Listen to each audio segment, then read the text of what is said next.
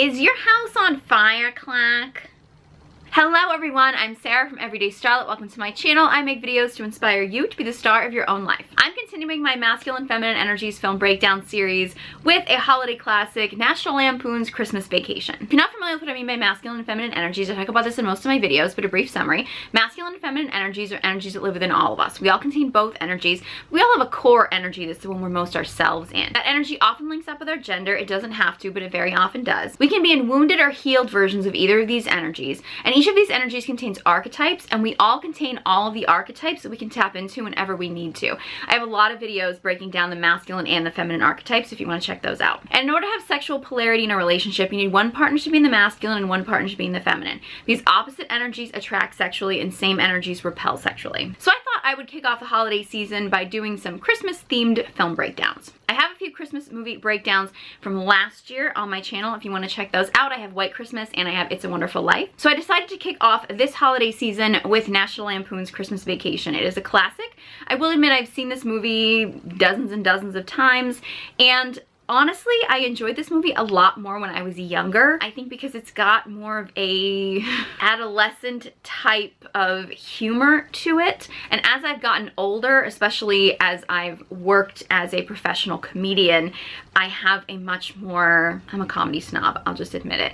Is what it is. I have some videos on my channel talking about comedy, humor, masculine and feminine energies when it comes to stand-up comedy, women being funny, things like that, if you want to check those out. And honestly, watching this movie to do this breakdown through the lens of the masculine and the feminine, this movie actually really irritated me, and I'm gonna tell you why. Before I get too deep into this breakdown, I do want to mention, because I know it's gonna come up, that yes, this is a comedy. It's meant to be a lighthearted, you know, just fun, not taken too seriously kind of a movie. I understand that.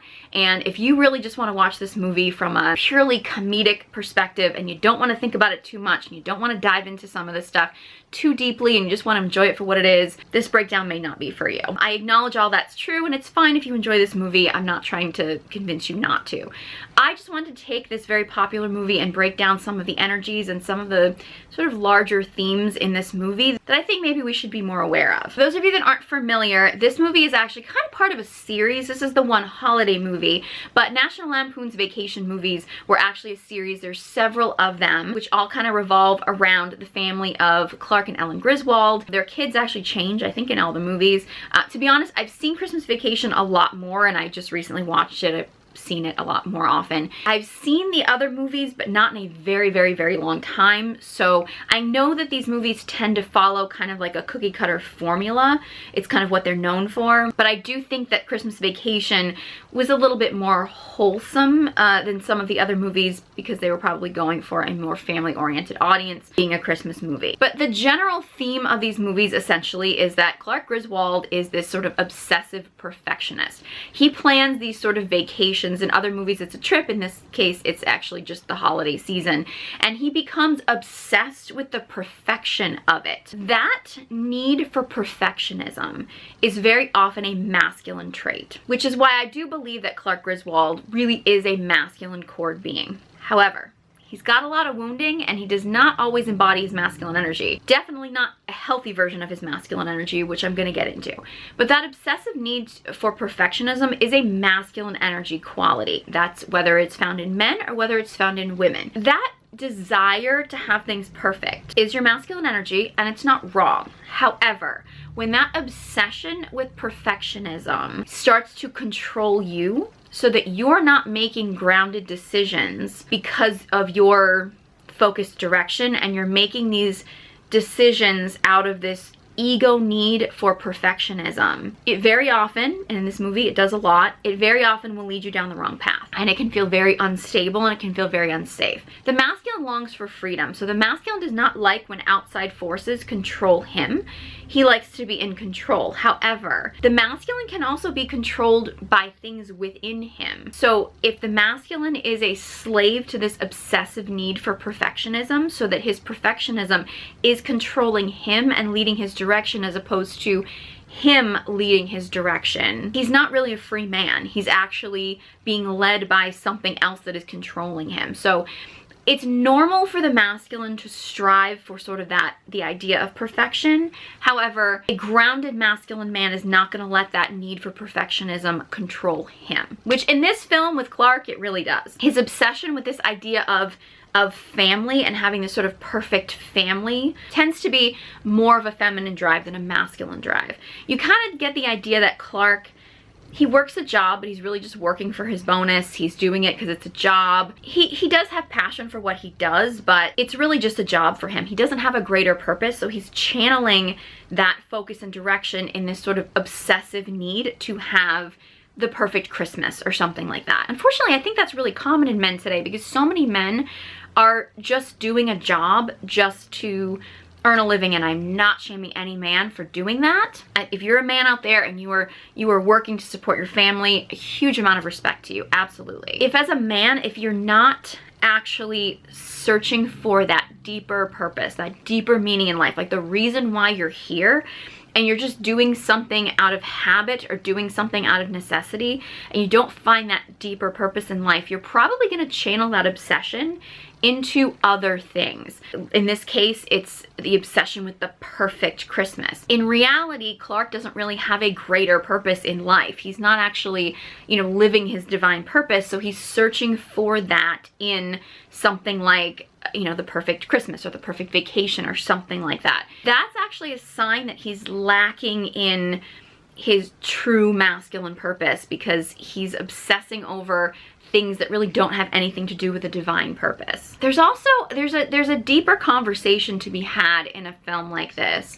And I have a video about the dumb dad phenomenon, and I focused more on how the dumb dad idea is portrayed in sitcoms and in commercials and things like that. But you could very easily argue that this is a film representation of this idea of like the dad being like a bumbling fool and the mom having everything together and knowing what she's doing. I understand that this is for humor's sake, and I dive into this idea much deeper in the other video, so I highly recommend you check that out. The more that we portray fathers as being kind of these like, dumb, they don't know what they're doing, they screw everything up kind of men, the more that our society just views that as being normal. It normalizes the idea of fathers who have no clue what they're doing, and the mothers having to be the grounded stability of keeping the family together. But then when the mothers do that and they have to take control, they're seen as being nags. But in reality, they're just having to take over the masculine structure and responsibility of the family because you have these men who are not taking on that role. I think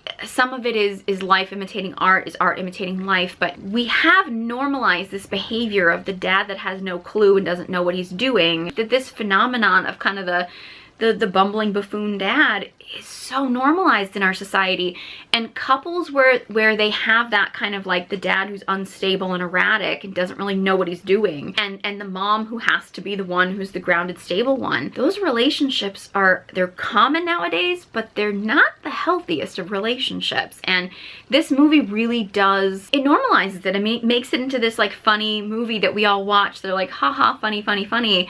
But it really does portray men as like, okay, it's okay for you to be essentially a man-child who never grew up and actually had a direction or a purpose or knew how to lead a family or knew how to really do anything the right way.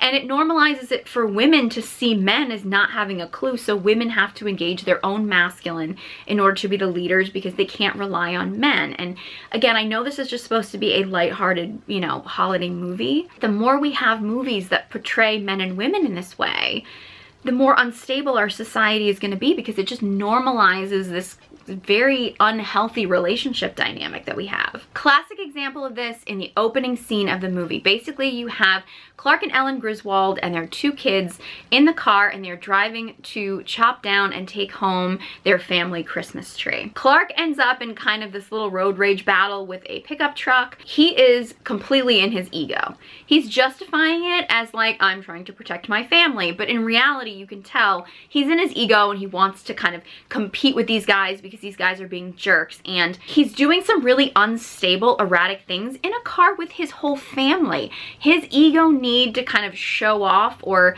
one up these guys who, yeah, are being jerks, is actually overshadowing his masculine drive to protect his family. That's very unsafe and very unstable. And if you notice, Ellen is so tense and nervous, and she's starting to I mean, you could call it nagging, but she's starting to boss Clark around because she doesn't feel safe, because his leadership in that moment is not safe. I know this is comedy's sake, but most people would not have survived that scene. I mean, most people would have probably not survived all of the things that were happening in that scene. As a woman, as a feminine woman, and you have your children in the car, if you know that your masculine partner is being very unstable, he's acting from ego and he's acting very erratically, you're gonna feel unsafe, and that's going to force you to kick in your own masculine to start telling him what to do, to giving him orders and giving him direction, because you're fearing for your life and your whole family's life. And I can give women advice all day about how to communicate with their masculine partner from their feminine energy to inspire his masculine energy. However, when you feel like your life is in danger, your children's lives are in danger, you're not going to find a woman out there who's not going to kick into that masculine energy, because she's going to need to do that for her own survival. A woman should never follow the masculine's lead if it doesn't feel safe to her. Women know. Women have a deep, deep intuition where we know when something is unsafe. If you feel as a woman that what your partner is doing is actually unsafe, or his leadership is unsafe or untrustable, you shouldn't be following him. I mean, it's self-abuse if you do. While I always encourage women to really connect to their feminine energy, because I do feel like most women are going to be at their best in that sense. I mean, if you find yourself with a partner and he, once in a blue moon, he slips out of, you know, his grounded masculine stability and he gets in his ego or something, like, we're all human, so none of us are gonna have like perfect direction all the time. That said, if you find yourself as a woman in a relationship with a man who is constantly doing things that are unstable, erratic, you don't trust in his masculine leadership, you really need to ask yourself if this is a partner that you're going to be able to be with, because if you can't trust his leadership, you're not going to be able to surrender to it. And Clark does do things throughout this movie that in some cases are just human error. They're just meant for comedy's sake. However, the fact that it's a repeated pattern of him constantly making the wrong decisions and making poor choices and being unstable, it's kind of part of his personality, right? Even when they actually get to the place where they're gonna chop down the tree, he has to pick the most over-the-top tree, which is completely impractical. The masculine is gonna want practicality. He's gonna want things to be practical. This obsession with needing to have like the biggest tree, the most over-the-top thing, like that kind of idea of more, that's usually wounded feminine energy. Clark does have a lot of signs of wounded feminine energy throughout this movie. You know, that sort of over-the-top desire to have more, to have bigger, to have greater, that's gonna tend to be more of a wounded feminine need in him. The fact that while he's trying to find this perfect tree, his daughter's freezing to death. The fact that he's not actually worried about protecting his family in that moment. I mean, masculine people do tend to get very singularly focused. However, that idea of protecting and providing is always going to be there within them. So if their singular focus is actually involving harming their family, that's not going to work for them. But he does have that focus. He finds the tree that he wants, and then of course their son Russ points out, do you have an axe? He had not been prepared. He'd been so focused on finding the tree that he didn't have the tools he needed in order to chop down the tree. A true masculine man is never going to forget his tools. Let's be real. A true masculine man is actually going to probably be overly prepared, overly cautious. He had this focus, he had this drive, he knew what he wanted. The idea that he was so irresponsible that he didn't even show up with the proper tools to take the tree down, again, it's for comedic purposes, I understand. However, it's evident of the fact that he has this vision, but he doesn't actually have the direction and the steps and the stability in order to make it happen.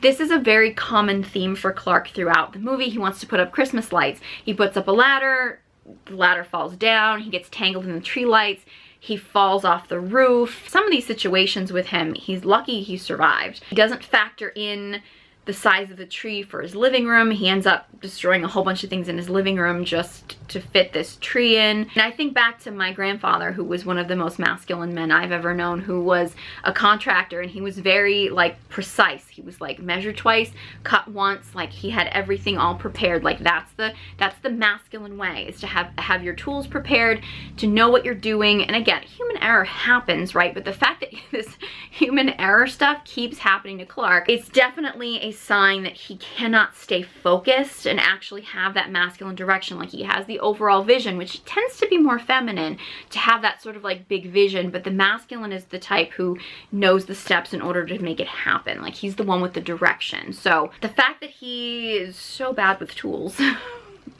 there you go. It's interesting too when Clark and Ellen are in bed together, and Ellen is very concerned about having the whole family over for Christmas, and Clark is like, no, we have to have the whole family here. Like, he wants the family, the community connection, and Ellen is thinking about all of the things that could go wrong. Like, Ellen has more of the plan of what's gonna happen, and it's like she's more in that worrying anxiety, which is usually a sign. When you see a woman suffering from anxiety, that's usually when she's more in her masculine. The fact that Clark is so in his nostalgia, he's so obsessed with the past and he's not actually thinking about the future, it's usually a sign of wounded feminine energy in a man. The fact that they're, you know, Ellen is thinking about the future and the troubles of the future, and Clark is like idealizing the past, very evident that they're not in their natural core energies. Ellen is very much in her masculine focus, and Clark is very much in his sort of like feminine flow. He's thinking about family. Ironically, when the family does show up and it's all chaos, like Clark literally did call in the chaos, but then he realized he was overwhelmed and he just wanted to go outside and not deal with the family, and left Ellen to deal with the family. Ellen is overwhelmed by that and starts hiding out in the kitchen and smoking because she's stressed out. The feminine will thrive in that chaos. The masculine needs to control the chaos, or he needs to separate himself from the chaos. The masculine doesn't like being in the chaos. So at that point, Clark's masculine is coming out, where he's like, I'm going to avoid the chaos, and he's going to leave it to Ellen, whereas Ellen's in her masculine energy, so she wants to avoid the chaos too. So at that moment, they're both in their masculine. They're both like, okay, Clark was the one who called it in, whereas Ellen was the one who was like, okay, are you sure? Because I don't know if we're going to be able to handle this. Ellen has more of the stability, of the masculine stability, than Clark does. She has to, because her husband is so unstable. Sometimes he's in his masculine, sometimes he's in his feminine, and she doesn't have that grounded stability in him, so she really has to be the masculine stability. Now, I know that it is a theme in these series of films that there always has to be some like drop dead gorgeous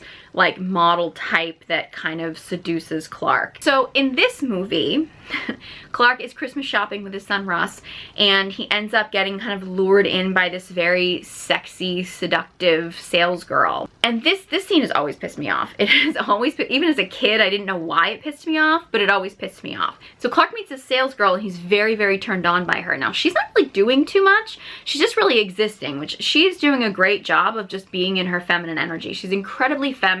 She's not really leading him on at all. Like, she has a natural seduction to her. Again, I know this is for comedic purposes, but the way that Clark handles himself with this woman is absolutely, it's pathetic. I'm just gonna say it. I know it's supposed to be funny, but it is pathetic. First of all, yes, the masculine will be attracted to the feminine, and honestly, that's the feminine in a sexy woman, and the feminine in a sunset. Like, the feminine is beautiful, the feminine is radiant, and whether that be in a human woman or whether that be in nature, and the masculine is going to be very drawn to that. However, if a man is not in his self-discipline, and specifically his sexual discipline, he's not in his masculine energy. And Clark is absolutely so far out of his sexual discipline, it's embarrassing. I know it's over the top for comedy's sake, but it's embarrassing. Like, the fact that this woman who, yes, is beautiful and sexy, but the fact that he has no self-control over what's coming out of his mouth, he can't actually form a sentence. It's embarrassing. I know men always say, like, we can't talk to women. People say we're creepy. This is creepy. Like, this, if you as a man are acting like this,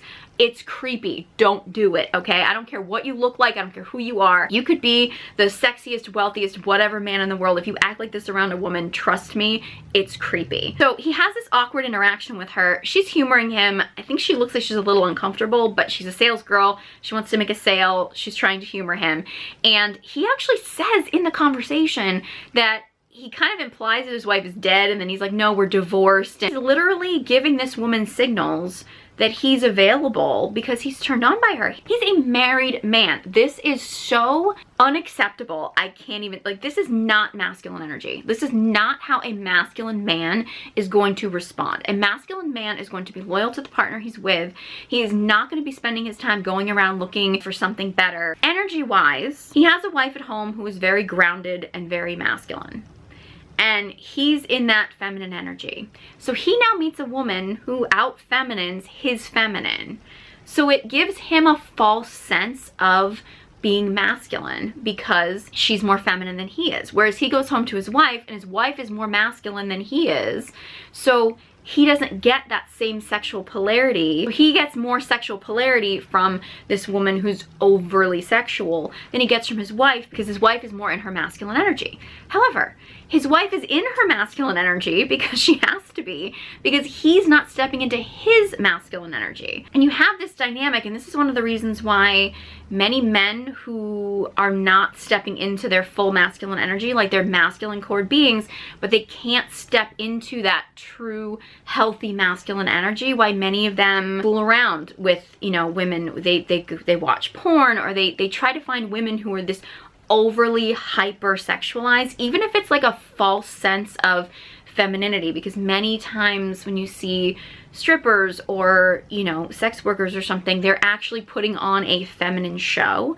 It's like this feminine presentation of being over the top feminine to lure in the masculine, and that's part of the job. I'm not shaming sex workers. I'm just saying that it is part of that over the top sense of femininity, and it lures in men who are not fully grounded in their masculine energy because it gives them a false sense of masculinity. It's not true masculinity because they haven't earned it or achieved it. They're just aiming for somebody who's either weaker than them so they can pretend that they're stronger, or a woman who's like pretending to be more feminine. He gets lured in because it kind of gives him a false sense of masculinity. And he's mad at his wife for being more masculine. I mean, on a subconscious level, he's mad at her for being more masculine, but she's more masculine because he's not stepping into the true sense of his own masculine energy. I know I'm really picking apart this scene, but it really pisses me off. And I know there's a lot of men out there being like, it's just how guys are. This is how guys are. No. That's how little boys who have not stepped into their manhood act. That's not how masculine men act. And anyone who tells you otherwise does not know what they're talking about. Like, yes, it is normal as a masculine man to notice an attractive woman, but if you notice and you linger, or my God, if you notice and you actually start, you know, pursuing her, or you start implying that you're available when you're not available, that's not your masculine energy. That's not a masculine man. That is incredibly disrespectful to your wife, and that is not protecting your partner. If you are a masculine man, you're going to protect your partner. You're going to protect her heart. And by actually implying to other women that you were available to them, you are not protecting your feminine partner's heart at all. So no, if you're running around flirting like that with women, if you're running around, my God, like giving women a sense that you're available in any way when you're not available, you're not stepping into your masculine energy. And I get heated at that scene. I do. It just really pisses me off. This woman actually comes up again in Clark's sort of like fantasy that he has. Clark gets caught up in this fantasy of this new pool that he's planning on putting in, and how happy his family's going to be, because again, he's still caught up in that perfectionism of having that perfect life, the perfect family. He starts to get stressed out. His cousin-in-law Eddie is, you know, really distracting to him, and he gets really stressed out. He's not getting that perfection that he wants because things keep coming in to make things imperfect, which happens. That's life. Nothing is perfect. And that's when he starts fantasizing about this other woman.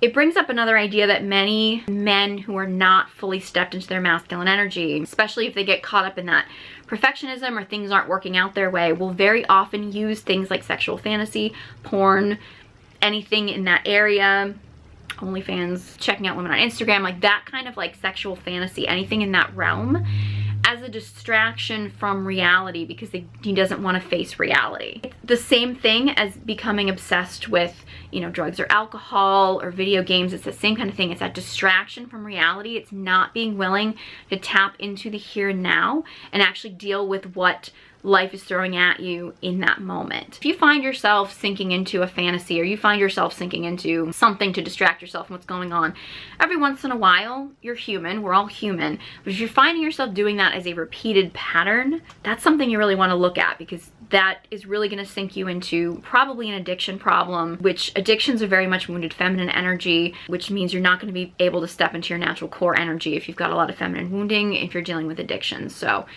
That's something that you might want to look at. Clark really does do that, especially in that moment. It's really obvious. There's a few other moments where I think the masculine feminine dynamics get really noticeable. One is just a really like subtle, quick moment, but it's a significant part of the whole movie. Clark has become obsessed with this idea of like lighting up his house for Christmas. He's put up, I think it's 25,000 Italian twinkle lights. Like, he's obsessed with this idea of this visual stuff, of the lighting, of the visual. It's kind of him desperately seeking the feminine, really. The feminine is light, the feminine is radiance, the feminine is beauty. So he's literally trying to create his own beauty, his own feminine energy. It's that like obsession with that. He can't get the lights to work.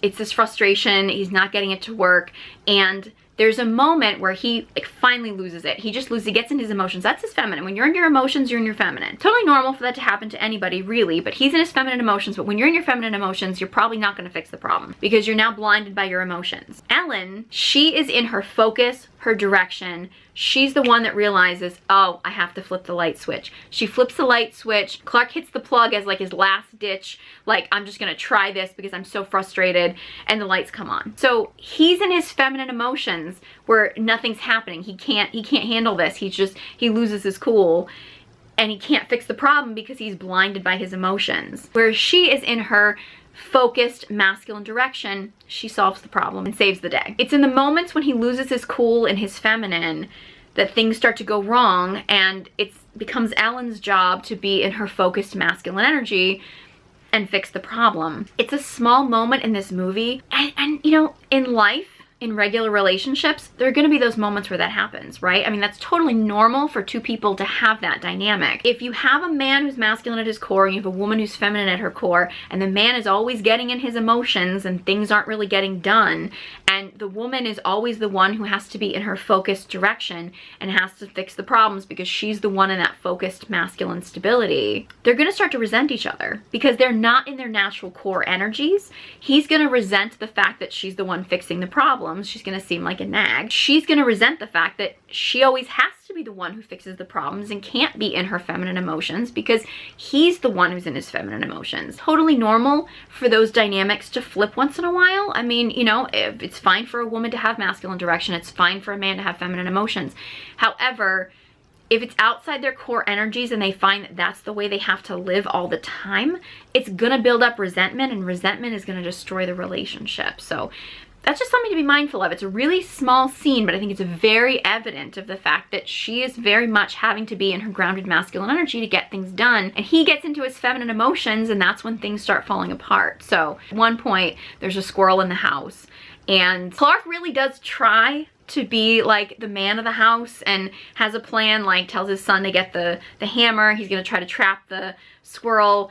But then the minute that the squirrel kind of ends up like on his back, he freaks out. Like, he's freaked out with the rest of the family, as opposed to him being the leader of his family and being like, okay, my family is in danger. Although I think a squirrel could probably do some damage to people if he felt cornered. I mean, he is a wild animal. He's not in that, like, I'm gonna protect my family. He's in that, oh my God, I'm freaking out too. I'm terrified of a squirrel. He's not being that masculine protector of his family. So his family's gonna feel unstable because they're not gonna trust in his leadership. And if as a man, if you want to be the masculine in your relationship, you want to be the king, you want to be the leader of your family and have that respect from your family, you have to earn that. Like, you have to be the masculine leader in that, and he's not. I know that it's all for comedy's sake, but you gotta wonder how many men today are the Clark Griswolds. Are they that because they've watched movies and sitcoms and things like that where they've figured that that's how they're supposed to be? Or, you know, do they make movies like this because many men are embodying that? Art is emulating life. I mean, that's up for debate, but I think in general, you are seeing a lot of men who don't know how to protect and provide for their families. They don't know how to do these things, and they want the respect, like they want to be like the king of the castle, but they're not actually stepping up into that masculine role. And you do kind of see it, I think, a little bit when you meet like Clark's parents compared to Ellen's parents. Like, Ellen's parents are much more stable, grounded. They're a little bit more upscale, so they're like more reserved, standoffish. Whereas Clark's parents are a little bit more silly and goofy. So you can kind of see where they obviously were raised in those kind of dynamics. You can kind of see why they would fall into those patterns as a married couple. I do know, you know, at a few points I know that Clark's dad kind of steps in and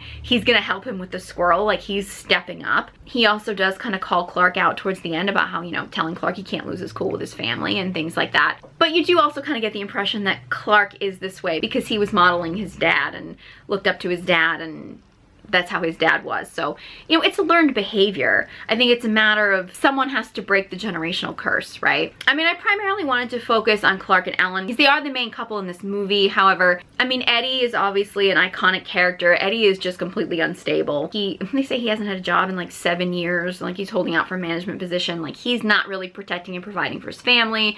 He's very erratic, he's very unstable. He doesn't think before he acts. Yeah, he's definitely not in his masculine energy for sure. And it's kind of interesting watching Todd and Margot. Margot is played by a young Julia Louis-Dreyfus. They're supposed to be this kind of like snooty couple that lives next door to the Griswolds, and the Griswolds are trying to do this very like traditional, wholesome suburban family thing, and they're kind of like this like yuppie couple that lives next door and are so, and yeah, they are snobby towards the Griswolds for sure, but if you think about it, Clark is really like destroying their life. I mean, he really is. I mean, he damages, you know, stuff in their home with his irresponsibility, and they're not likable people, but you can kind of see where they would be pretty pissed at Clark for the way that he's acting. I do think it is interesting though, there's just a few little dynamics with the two of them. Is like they come back from like obviously like a run, and Todd makes this comment like about how they're gonna have wine and he's gonna kiss her all over, and she's like, not until after you shower. She's very much in her masculine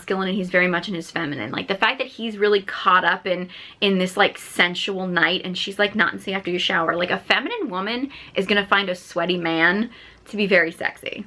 Like when you're a woman and you're embodied in your feminine energy, a man who you're truly attracted to, like the sensuality of his smell, of his scent, is really gonna turn you on. Like you're not gonna, I mean, there's cases where you may need him to shower. For example, he's been doing really like, you know, filthy work or something like that or whatever, or if he just really stinks because of whatever reason. However, for the most part, like that sort of like that sweat of a masculine man is gonna turn on a feminine woman if it's a masculine man she's attracted to. So the fact that she's very like, yeah, after you shower, she's obviously very much in her masculine energy. He's more in his feminine energy. There's also another moment where Margot wants Todd to confront Clark, and he's like, I'm not just gonna confront a man. And she's like, well fine, I'll do it. That's an extreme case, but it really is an instance where like he's not gonna stand up, and he didn't necessarily have to go over and punch Clark, right? Like that's not necessarily how a masculine man would handle the situation, especially a situation like this where I don't think violence was necessarily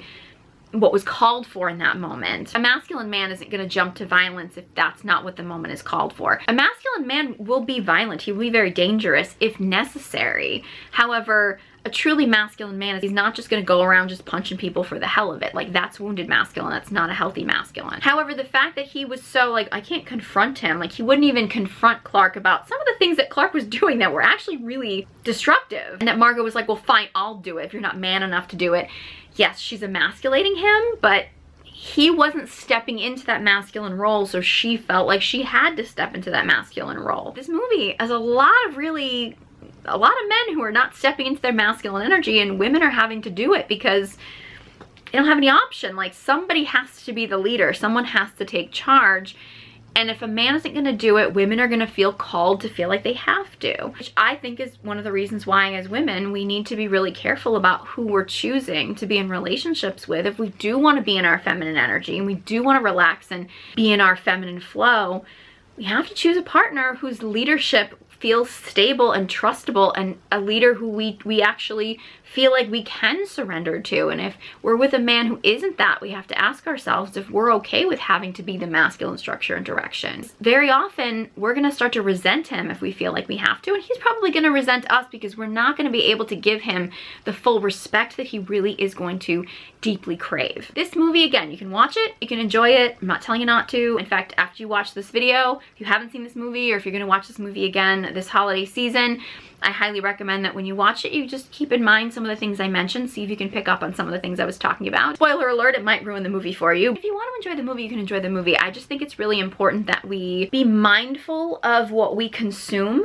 and be mindful of the messages that it sends us. And movies like this, I think very much idealize this idea of like the man-child, the man who has not fully stepped into his true masculine. It can give women the impression that men are just not stable and their direction isn't trustable, because in this movie, most of the men do not have stable, trustable direction. So if you as a woman are consuming a lot of this type of content where men are basically just irresponsible and not trustable, you're gonna believe that men are like that because that's the type of content that you're consuming. It really does affect us on some level, and it can actually reinforce limiting beliefs, and it can create other limiting beliefs. So, you know, again, you can have fun with these movies. I just think it's important to be mindful of what it is that we're consuming. So yeah, I have a few other holiday films that I'm going to do breakdowns of to get us in the mood for the holiday season. So if you enjoyed this video and found it helpful, please give it a big thumbs up and be sure you subscribe to my channel. If you have any thoughts on this movie or anything that I mentioned, let me know. Leave a comment in the comment section below. I'd love to hear from you. If you are a woman and would like to tap into your feminine energy, I have an online course called Feminine Radiance. Details in the description box below, along with a link to my masterclass about feminine communication and a link to all my social media accounts. Thank you guys so much for watching, and I hope you join me next time.